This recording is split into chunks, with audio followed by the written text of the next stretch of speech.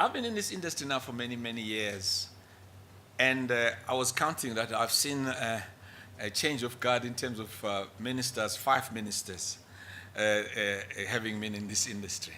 And one of them is sitting here today.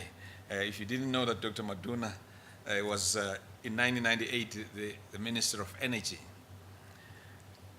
And so I would like to take you through what I would call a memory lane, a journey of the liquid fuels industry, particularly the transformation of it.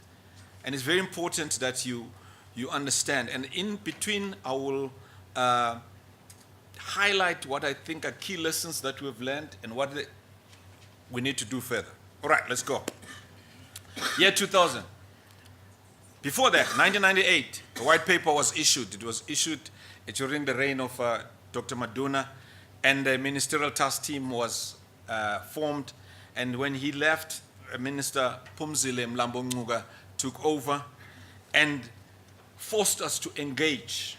That was a time when the industry was controlled by the multinationals, 6 of them, the big ones. And then there were new entrants that were coming in, Africa Oil, TABCO, and Excel Petroleum. I know that in the heads of many people, BEE means the over-enrichment of rentiers. In the heads of many people. And that is why when I assumed responsibility for Tshwarisano, and Maurice has touched upon it, one of the first things we said was, this is not an empowerment of the already empowered by Sasol. So, the so-called usual beneficiaries, highly connected, so people might suggest, will not be found among the people that were empowered through Tshwarisano.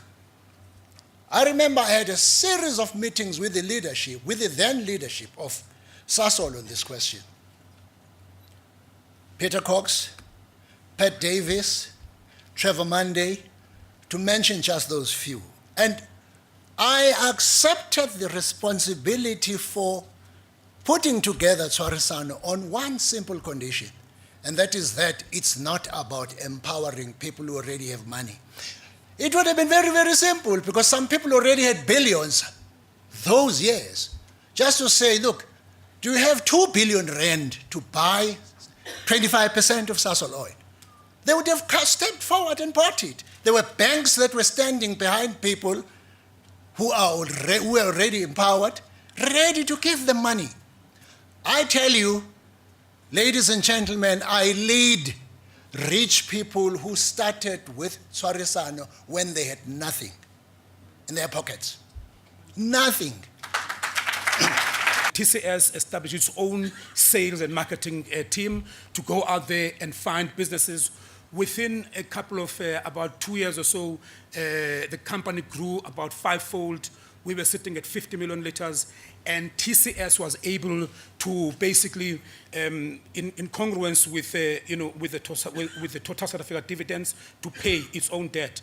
And the idea, and in fact the resolve that we took, we said that not a single dividend is going to trickle into anyone before the debt is paid. So we got ourselves into a situation in which within 7 years we can actually pay this deal in full, with interest and everything. Now, the problem that we were then encountering was the finance mechanism, or the conditions of finance. Because in the conditions of finance, Nedbank said there's going to be a penalty if we are going to basically have a premature liquidation of the debt. And so we looked at this thing, and the penalty was cascading. I think it was from 84,000 rands if we pay within 7 years to about 30 million rands. 84 million to about 30 million rands if we pay within 9 years. So we decided, you know what, we're very eager to be unencumbered. So we paid it within 9 years. And that, in fact, was an incredible amount of, of victory for empowerment from our perspective. The train has not yet left the station. There's only one coach that is left. Yeah. There's other coaches that are still empty. Yeah. And that's an area, this industry procurement budget runs into billions. Billions. It dwarfs actually the deals you're Yes. talking about. The deals that you have mentioned here. It runs into billions. And that is where is our next terrain for the struggle of transformation. And we've got to fight it, both of us, from inside and outside. Yeah.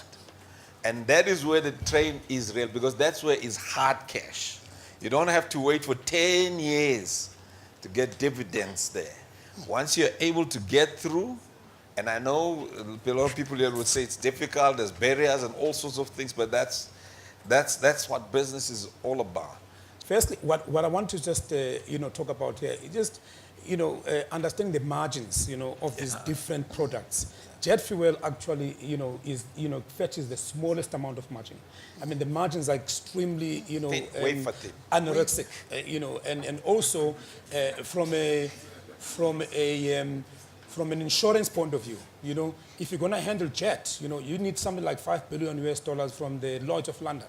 And it's not going to happen quickly, easily, etc. There are many things that have yet to happen in this country, starting with the education system. Because you're looking at a very complex industry, which at critical levels requires the sorts of skills that we do not have. Right? Let's be honest about it.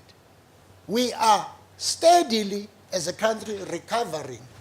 I've been absolutely inspired by the stories of these three great men. And I really do believe you three great men in what you've done, the kind of challenges that you faced, the working with a system that up until recently was completely against black people, and actually forging through and coming and creating something, as you said, Dr. Maduna, that it wasn't just to enrich the few, but to enrich the many.